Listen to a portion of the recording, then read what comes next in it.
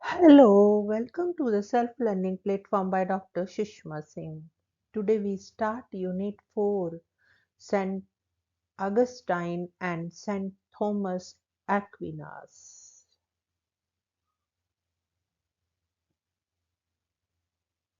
Today we start lecture with St. Thomas Aquinas. And our topic is St. Thomas Aquinas and the Grand Synthesis. In the 13th century, the works of Aristotle resurfaced in Europe through the contact with the Arab scholars, mainly Averroes. It was a turning point in Western political thought as it greatly helped in formulating an idea of a secular community. Initially, the church was opposed to this newly discovered treasure of Aristotle's work. The greatest contribution of Saint Thomas Aquinas (1224 to 1274) was linking Greek thought to Christianity. Though Aristotelianism was the major element in his thought, yet there were other strands of thought like Roman, patristic, Augustinian, and Jewish. These he integrated into an organic whole under the broad rubrics of Christian philosophy and an overreaching metaphysics of eternal law or reason of God conceived as the eternal, universal, and immutable principle pervading the whole of creation. The problem of the relationship between faith and reason, or divine illumination and rational recognition, which Aquinas attempted to resolve, was created in particular by the onslaught of Averroes Aristotelianism. The latter influenced greatly the intellectual life of Christendom in the wake of the spread of Islam and the rise of Muslim power in Europe. It was an encounter that threatened to undermine the faith in revelation and divine dispensation, which had been the fundamental postulate of Christian orthodoxy since the days of Augustine and the Fathers. St. Thomas' argument was that faith does not contradict reason but complements it. It is not the denial but reaffirmation and consummation of reason.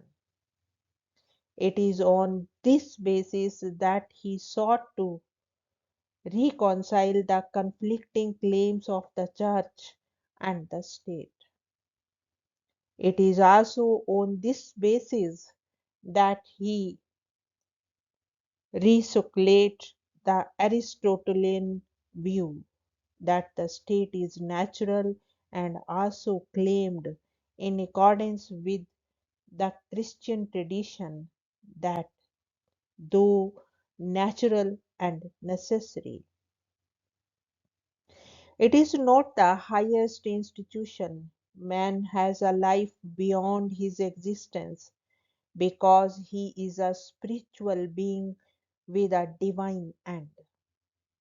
The city is, in fact, the most important thing constituted by human reason, says St. Thomas in his commentary on the Politics of Aristotle.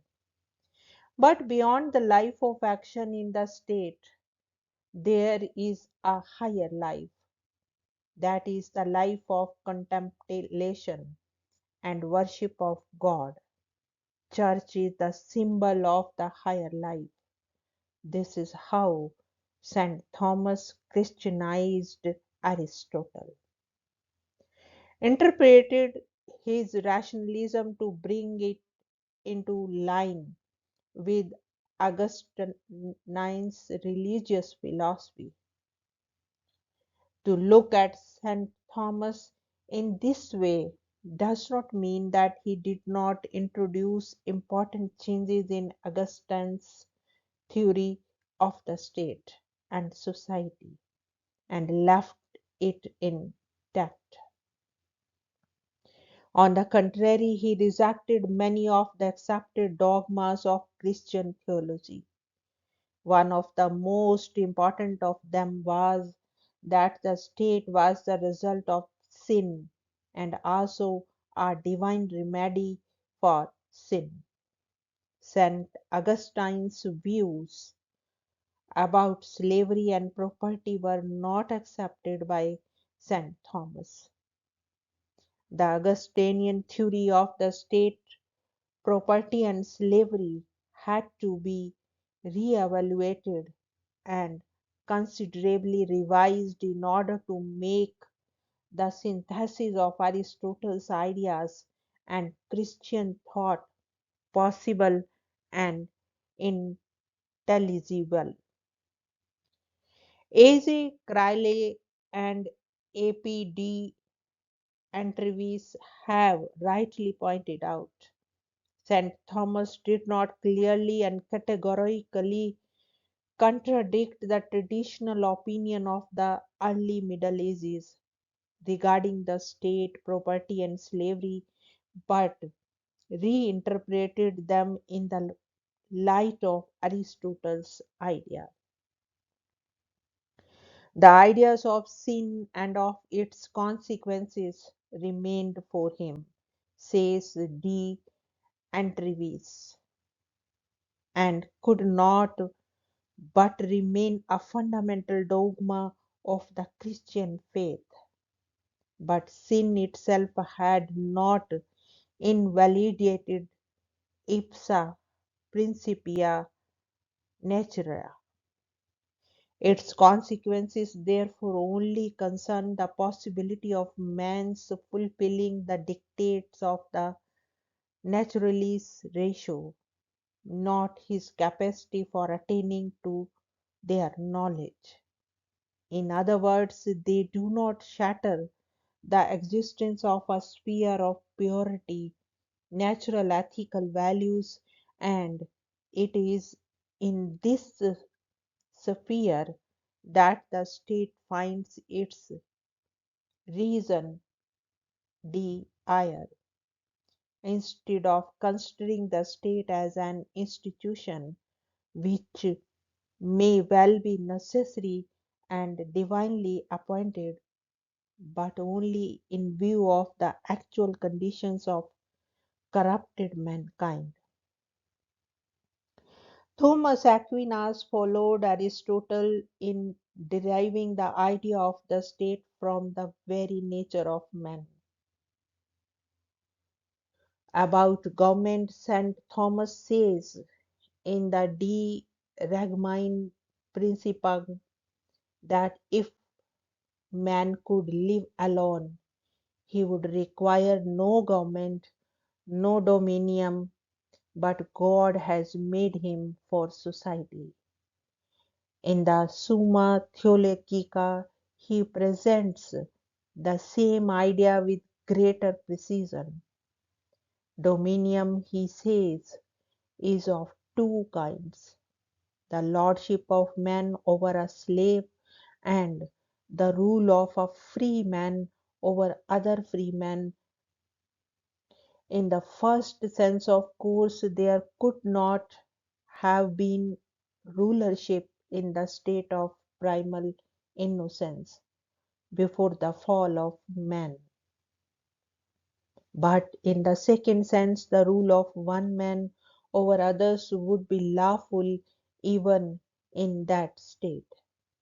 The reason is that man is essentially a social being, and social life is impossible unless there is some authority to direct it towards common good. Moreover, it would have been a matter of inconvenience if someone who excelled others in knowledge and virtue could not be made use of it for the benefit of others.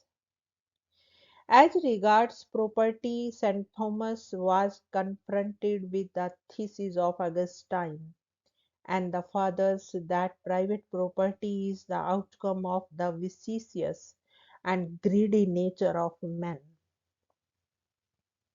This was in direct opposition to Aristotle's view that property is natural and an essential instrument of good life.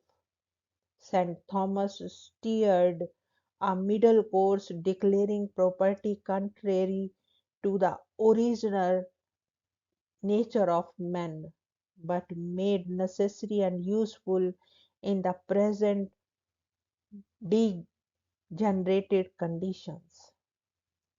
It provides better conditions and efficient means for the utilization and management of common resources given to men by God. There is a distinction, according to St. Thomas, between the power of acquiring and distributing things, and this is lawful, for it leads to efficiency, and their use, which must be made for the common good. He says that according to natural law, all things are common, nothing belongs to individuals alone, but private property is created by positive law, which is added to natural law by human reason. It is an extension of natural law in the interest of efficiency and better administration. Though St. Thomas approves of the institution of private property, he does not regard it as an inalienable, indivisible natural right. There is no theory of right in St. Thomas in the modern liberal sense. The ultimate ownership of property belongs to the community, and it has full power to take away individual property if it is needed for the common good. Even an individual, if he is in genuine need, is fully justified in taking a thing from one to whom it legally belongs without his consent or knowledge. A hungry man may commit theft if he has no other means for saving himself from starvation. As regards slavery, the same spirit of compromise and reconciliation appears in St. Thomas. Unlike Aristotle, he cannot justify slavery outright in view of the accepted doctrine of the Church that in the state of innocence everyone was free. In fact, on the question of slavery, St. Thomas is more ambivalent and vague than on other questions. Sometimes he seems to say that slavery rests on the ground that for some men it is better to be slave than free. At other times he says that slavery could not have existed in the natural and primitive conditions of mankind. In brief, his position, as summarized by Carlyle, is that slavery is not an institution of nature, but is rational and, in a secondary sense, natural in the actual corrupt conditions. Now, the next point is law and the state. The basic postulate and ultimate foundation of St. Thomas' political theory is eternal law, or divine reason, which manifests itself on four levels of cosmic reality but remains the same reason throughout. It is eternal, immutable, and inviolable. It is both transcendent and immanent in all manifested existence. It is identical with the reason of God and is unknowable in its entirety. Man can grasp it only in part. Natural law is the participation of a rational creature in eternal law.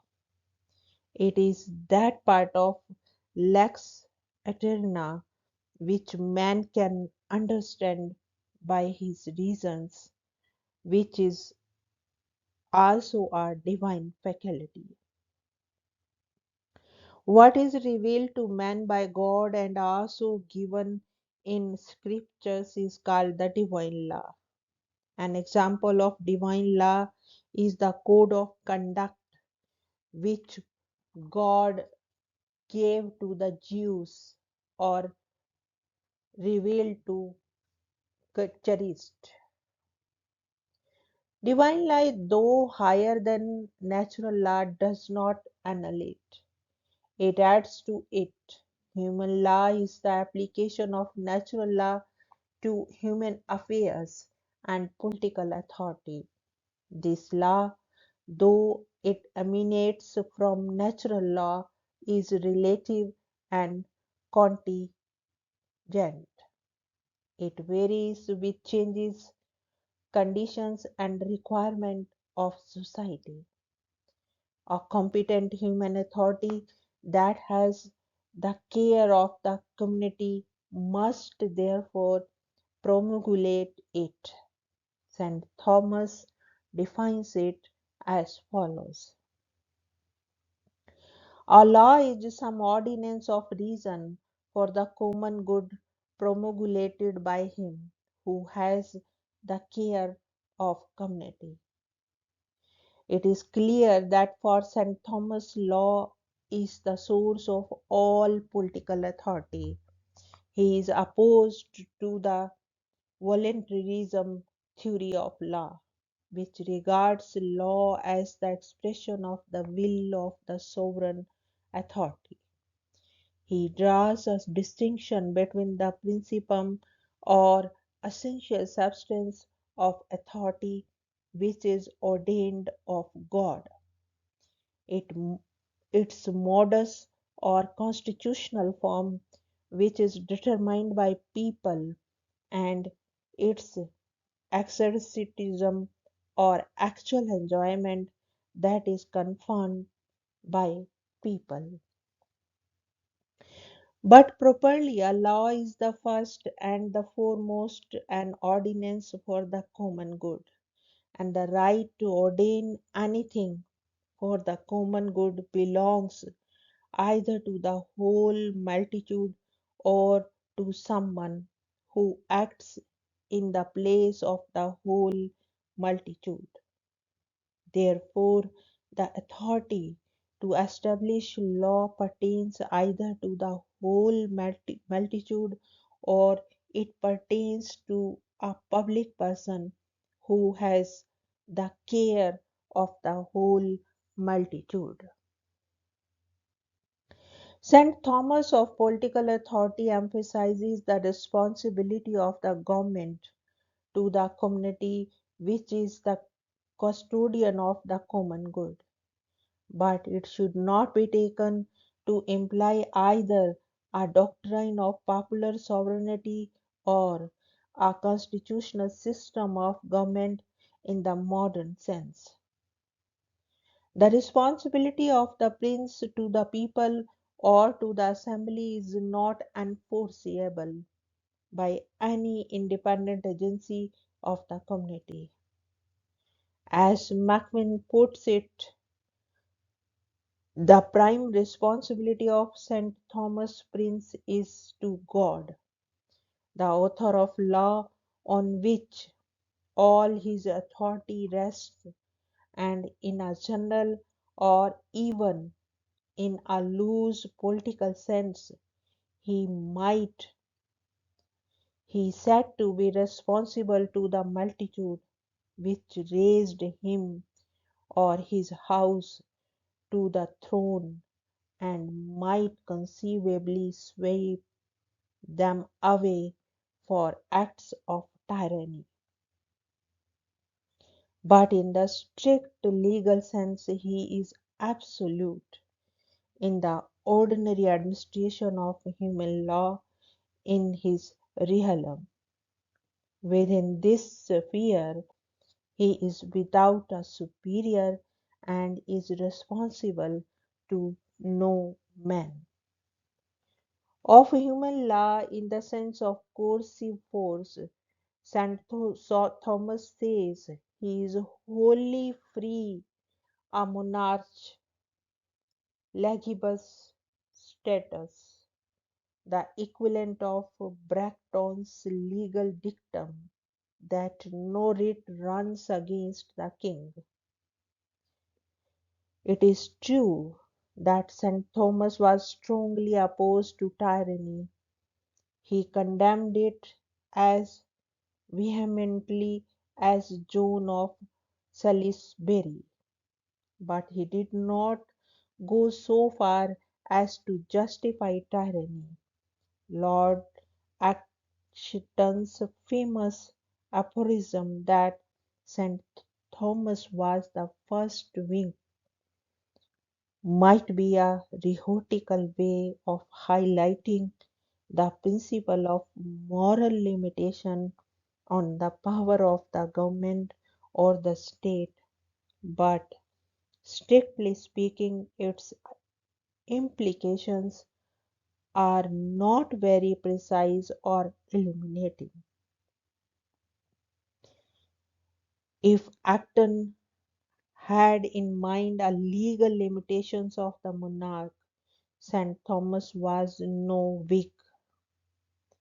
If only a moral one, he was certainly not the first.